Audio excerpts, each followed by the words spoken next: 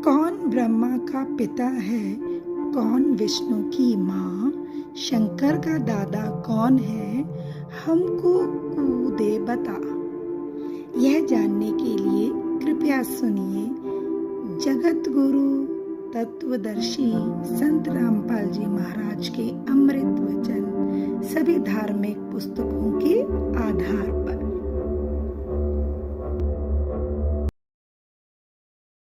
सत कबीर की दया, अत आदरणीय गरीबदास साहिब जी की अमृतवाणी मंगलाचरण।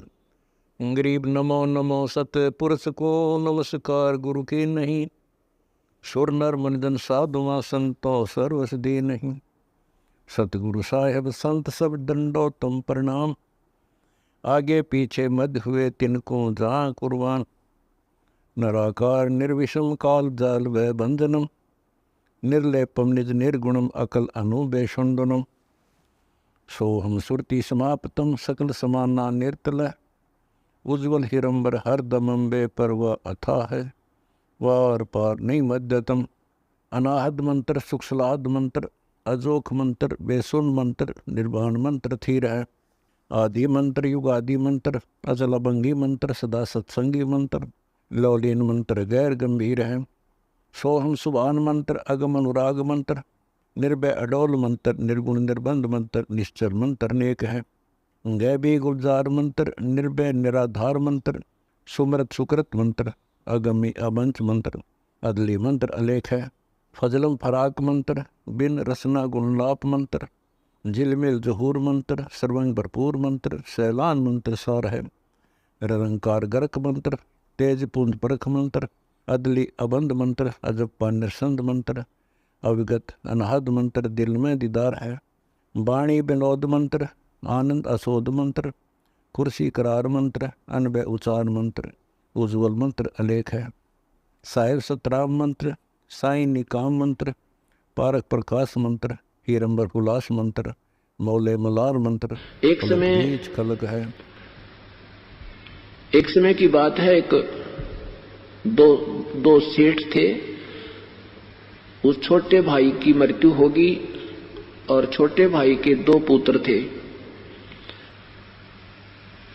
उनकी मम्मी ने कहा कि बेटा तुम्हारा पिता सिर पर रहा नहीं, तुम बालक हो, 17-18 साल की आयु तुम्हारी है,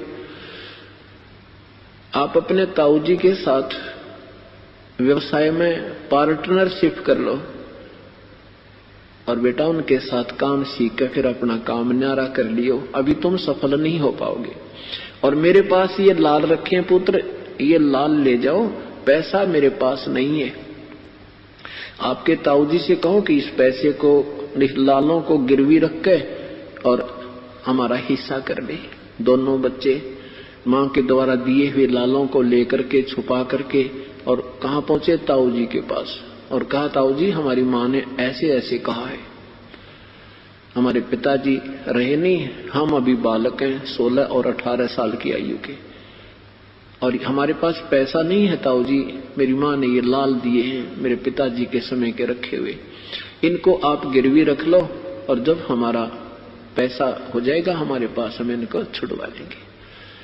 अब उस सेठ ने बड़े, उनके ताऊजी ने देखकर उन लालों को वापस ही उस पोटली में बांध कर उन बच्चों से दे दिया, बेटा ये तो ले जाओ, रखा हो वापस, ऐसी कोई बात नहीं, और फिर कभी आवश्यकता पड़ेगी तो मैं इन लालों को मंगवा लूंगा, अभी मेरी उधार बहुत चलती है, आ जाओ बेटा मेरे साथ तुम हिस्सा कर लो। तो उन्होंने अपनी मां से आके कहा, मां ताऊजी ने ऐसे ऐसे कहा है। मां ने कहा बेटा लाओ मुझे दे दो वापस, और जब भी तुम्हें चाहिए सुरक्षित मिलेंगे, कभी ले लेना, ये लाल मैं चौकस रखूंगी। अब वो ताऊजी उन दोनों बच्चों को दूसरे शहरों में ले गया, वहां से सामान खरीदा, सौदा किया, उन बच्चों के हाथों से उन लालों का आदान प्रदान करवाना चाहा कि ताकि ये बच्चे स्वयं लाल से परिचित हो जाएं। एक दिन उस सेठ ने एक लाल दिया उन बच्चों को कि ले बेटा ये लाल उस सेठ को देकर आओ जिससे 50,000 का सौदा हमने उधार लिया है, उसको कहना कि हम अपना लाल छुड़वा लेंगे और आपको पैसे दे जाएंगे। दोनों बच्चे गए, सेठ से ताऊ जी की कही हुई बातों को दोहराया। सेठ जी ने एक जौहरी बुलाया, जौहरी से कहा कि देखना ये लाल खरा है या खोटा है। उस जौहरी ने कहा कि ये लाल नहीं है सेठ जी, ये तो लालड़ी है। लाल तो 9 करोड़ रुपए का होता है और ये तो 200 रुपए की भी कोई ना। सेठ ने वह लेकर लालड़ी और सड़क पर फेंक दी गली में और कहा उन बच्चों से कि तुम्हारा ताऊजी बेईमान हो गया है, अब वो धोखेबाज हो गया है। ऐसा आदमी तो नहीं था उसके मन में, क्यों खोटाया उसने ये नकली लाल कैसे मेरे पास भेज दिया, क्या वो मुझे ठगना चाहता है। ऐसी ऐसी कई ऊट पटांग बातें कही। अब लड़के वो दोनों बच्चे उस लाल को उठाकर अपने ताऊजी के पास मायूस होकर आए और कहने लगे ताऊजी वो सेठ तो बहुत निकम्मा आदमी है, उसने तो बहुत ही अभद्र व्यवहार किया है। और एक आदमी से पूछा कि देखना ये लाल है कि नहीं, उसने कहा ये लाल नहीं है, ये तो लालड़ी है। और सेठ जी ने ताऊजी बहुत गलत बातें की कि तुम्हारा ताऊजी बेईमान हो गया है क्या, ऐसा व्यक्ति तो नहीं था वो।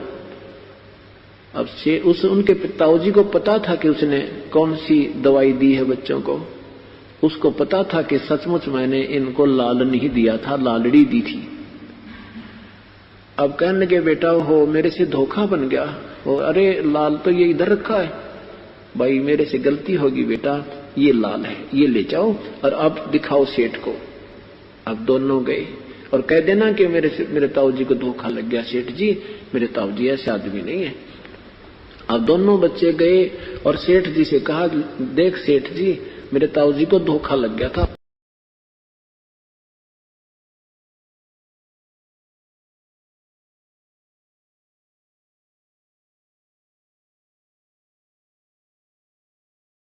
अब एक 2 भक्त थे, घर से चल पड़े परमात्मा पाने के लिए। उनको एक महात्मा मिल गए जिसका बहुत बोलबाला था, बड़े सिद्ध पुरुष कहां थे। दोनों ने वहां दीक्षा ले ली, घर त्याग कर चले गए, सन्यासी हो गए। कई वर्ष तक वो महात्मा के साथ रहे, गुरुजी के साथ आश्रम में। अब गुरुजी की मृत्यु के बाद वो दोनों निकल गए वहां से और अलग अलग दिशा में सिद्धि प्राप्ति के लिए चल पड़े, क्योंकि वो सिद्धि ही सिखाता था। जो उनमें से एक था उसको परमेश्वर कबीर देव जी का सत्संग मिल गया। जैसे आप जी को भी बताया कि परमात्मा 3 स्थिति में अपने संसार के सभी कार्यों को संभालते हैं। एक में तो पूर्ण रूप ऊपर बैठे हैं, सब ब्रह्मांडों का कंट्रोल करते हैं। अन्य रूप जैसे प्रत्येक युग में एक जीवन ऐसा करके जाते हैं, बच्चे के रूप में प्रकट होते हैं, जन्म नहीं लेते, वो सह शरीर आते हैं, सह शरीर चली जाते हैं। 120 वर्ष रहे थे कलयुग में और सब अपना ज्ञान प्रचार करके अपनी अमृत वाणी लिपिबद्ध करवा के अपना ज्ञान सारा सूक्ष्म वेद दे करके चले गए थे, सह शरीर गए थे। और दूसरी स्थिति वो कहीं भी आकर प्रकट हो जाते हैं, जैसे आदरणीय धर्मदास साहिब जी को मिले, आदरणीय नानक साहिब जी को बेई नदी पर मिले थे, अन्य को दिखाई दे नहीं रहे थे, ओनली नानक साहिब जी को दिखाई दे रहे थे। और जो ही नानक साहिब जी ने बेई नदी में डुबकी लगाई स्नान करने के लिए, वहीं से उनको अंतर ध्यान कर लिया। जनता ने सोचा डूब गए, सब जाल जूट डाले, दूर दूर तक खोज की, कुछ नहीं मिला, सतलोक में ले गए, फिर वापस छोड़े, तीसरे दिन वहीं खड़े मिले। तो ऐसे परमात्मा इन पुण्यात्माओं को मिलते हैं, फिर वो अपनी ऐसे आकर के वो परमात्मा कुछ लीला करते हैं। इसी प्रकार वो कहीं प्रकट होकर के कुछ दिन कुछ क्षेत्र में रह जाते हैं, कोई उनका गांव नाम पूछते हैं तो वो गोल मोल कर जाते हैं, संतों के गांव नहीं पूछा करते, तो जनता भी नहीं ज्यादा खोजबीन करा करती, ना कोई मीडिया ऐसे कोई साधन थे। जैसे आजकल टेलीफोन है, नाम बता दे जब गांव, वहां पूछ ले करके भाई यहाँ का कोई आदमी है, तो उस समय ऐसा नहीं था। तो परमात्मा ऐसे रहते हैं, किसी एक क्षेत्र में कुछ दिन रह गए, फिर अचानक चले गए, साधु रहते थे अचानक चले गए, वापस नहीं आए, ये वो परमात्मा की लीला थी। तो कबीर परमेश्वर जी ऐसे रह रहे थे वहां। वो उन दोनों गुरु भाई जो थे उस सिद्ध के, उनमें से एक को उस परमात्मा कबीर देव जी का टच हो गया, सत्संग हो गया, मिल गया उसको। कई दिन लगातार सत्संग सुना, उसका तो जीवन बदल गया। जिन सिद्धियों को वो प्राप्त करने की चेष्टा कर रहा था वो खत्म हुई, परमात्मा पाने की उमंग उठी, सत साधना शुरू कर दी। अब कुछ दिनों के बाद परमात्मा ने लीला की। संत ने उसे कहा, बेटा अब तू आगे उपदेश दिया करिए, और तुझे आदेश दे दिया मैंने। उधर से परमात्मा घूमने के लिए बहाना करके निकल गए जंगल में, वन में, वापस नहीं आए। खोजबीन की, देखा कोई व्यक्ति किसी हिंसक पशुओं ने खा रखा है, ऐसा स्थिति कर दी। उन चेलों ने सोचा गुरुजी को तो किसी ने खा लिया, उनका अंतिम संस्कार कर दिया, जबकि वो परमात्मा थे, वो तो चले गए थे। अब 10-12 वर्ष के बाद कहीं पर समागम था कोई, जैसे कई प्रकार के संत इकट्ठे हो जाते हैं, जैसे मेला होता है कुंभ का, वहां पर वो कबीर परमेश्वर का अनुयायी भी चला गया। उधर से उसका पहले वाले गुरु का चेला, वो सिद्ध जो सिद्धि प्राप्ति के लिए निकला था, वो भी आ गया। 12 वर्ष के बाद दोनों मिले, गले से मिले, बड़ी खुशी हुई। और फिर दरिया के किनारे बैठे थे, चर्चा चली कि बोलो भाई क्या उपलब्धि हुई 12 वर्ष के बाद। अब जो परमात्मा कबीर जी से परिचित हो गया था, उसने कहा भी मुझे तो सब कुछ मिल गया। अब वो जो सिद्ध पुरुष सिद्धि ही करने की चेष्टा में था, उसने पूछा कोई सिद्धि बता, क्या प्राप्त हुई तुझे। अब वो कबीर पंथी ने कहा कि भाई सिद्धियां की हमें जरूरत को नहीं, हमें परमात्मा मिल गए। परमात्मा पाना था हमने इन सिद्धियों से, ये तो खिलौने हैं, बच्चे खेलते हैं इनके साथ। तो वो कहता है सिद्ध जो उसका गुरु भाई था, सिद्ध पुरुष का चेला, अब भी सिद्धि वाले डले डो रहा था। उसने कहा तू अच्छा आदमी है, अरे सिद्धि मैं बताऊं मुझे क्या उपलब्धि हुई, अभी दिखाता हूं आपको।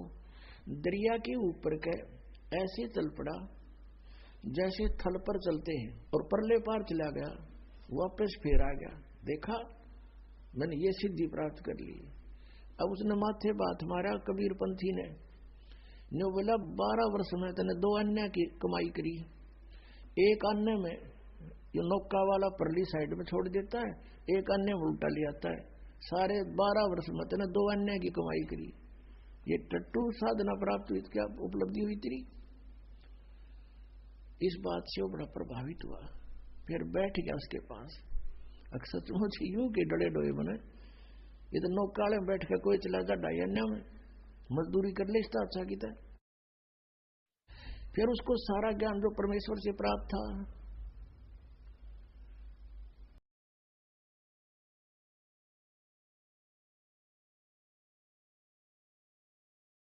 आत्मा ने ये लीला करके अपने चरणों में ले लिया।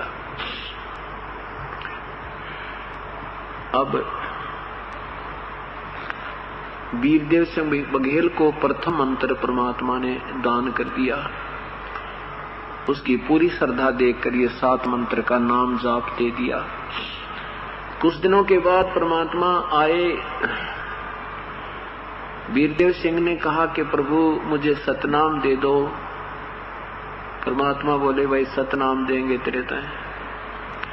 और कहने लगे चलो महाराज जी हम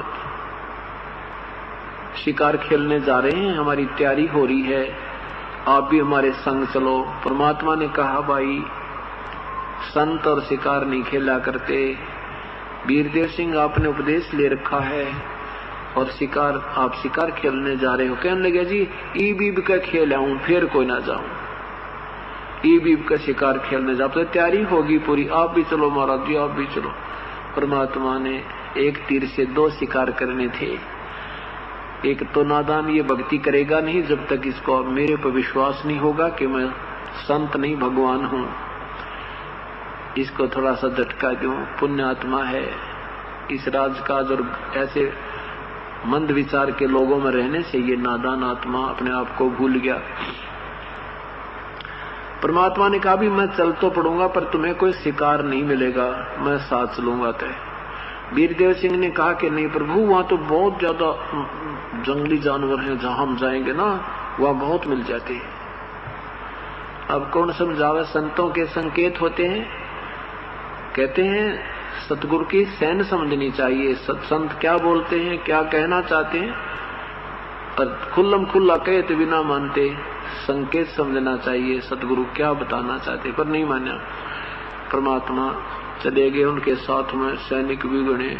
चलते चलते सारे घूमते रहे, धक्के खाते रहे, जंगल में पहुंच के कुछ शिकार ना पाया। आखिर में प्यास भूखते तंग हो गए, पानी की तो मिला कोई ना। जो साथ ले गए थे वो पानी पी लिया, खाली बर्तन हो गए, जान निकलने को होगी।